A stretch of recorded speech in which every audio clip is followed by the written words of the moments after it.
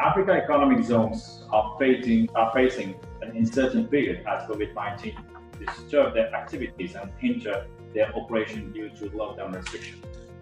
Most of African economic zones are reliant on manufacturing and export-led activities and therefore must remodel and put in place emergency measures in order to recover from the COVID-19 outbreak.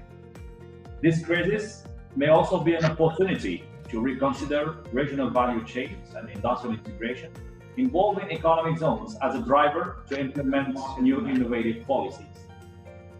The sky is the limit for the African Economic Zones Organization in facing up to the COVID-19 pandemic and realize its full potential and develop on a sustainable and dynamic basis. COVID-19 pandemic is a threat to our existence as humanity.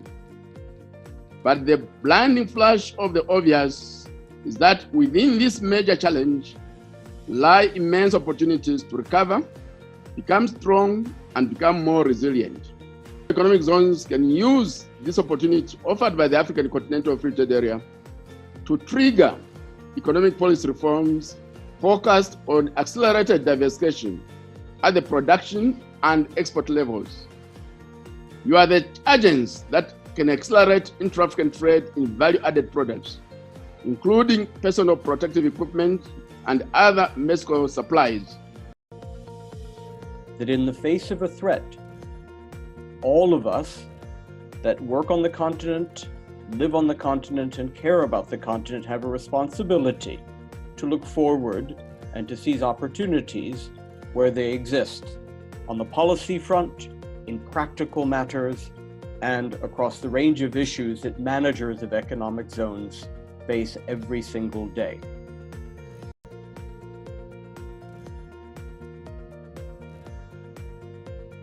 We also at the African Union Commission, we think that the recession will, in the beginning of April, should be minus 1.6%. And now today I've heard from OECD, which is projecting a global economic recession up to 6%. So as Africa, we think that that really will affect the continent. If Africa had to face all these mitigation measures that we have taken, lowering of the interest rates from central bank, and also a fiscal stimulus, and also to finance health issues, social spending. Africa, with a decline of revenue, Africa had no option to borrow money.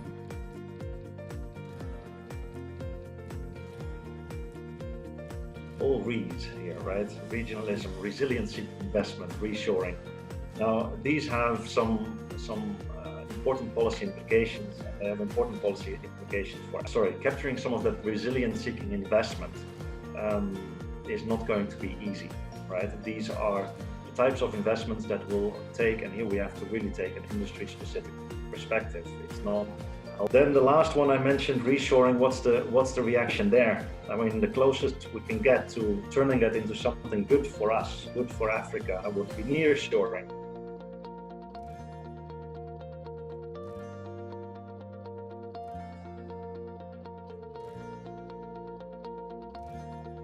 Investor servicing, including immediate and short to medium-term responses to ongoing trends.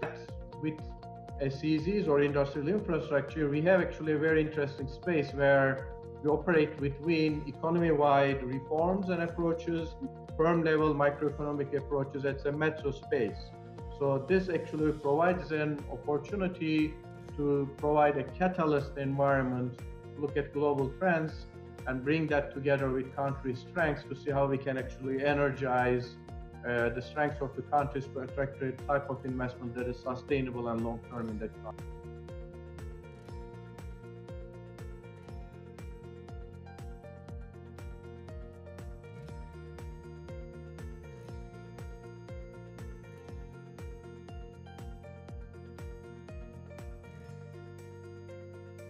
Another point about the CFTA, all of this is only possible if we can sort of create that framework, establish a framework under the CFTA that demonstrates the relevance of the African economic zones. There were some dissenting voices around the need to keep the economic zones away from the CFTA because their capacity is looking more towards export as opposed to within the economic activities of the continent.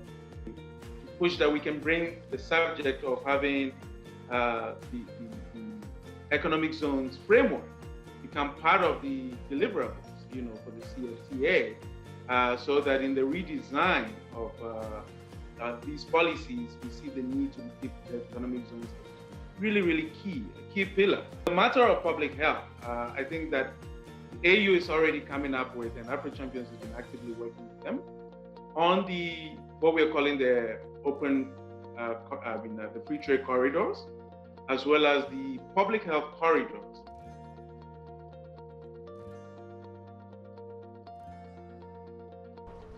We are working hard to maintain service continuity and meet the demand of our industrial operators.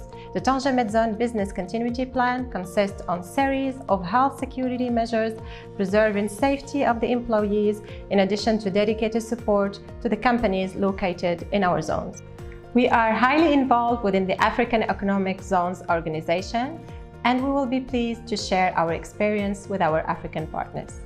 During this pandemic, many free zones have limited opportunities to showcase, the USPs, unique selling points, and their strong value proposition, and to attract investors. Nevertheless, we believe that once free zones are able to digitalize some of their free zone services and digitalize actually their marketing and branding strategies, you can still be in touch with some of the investors.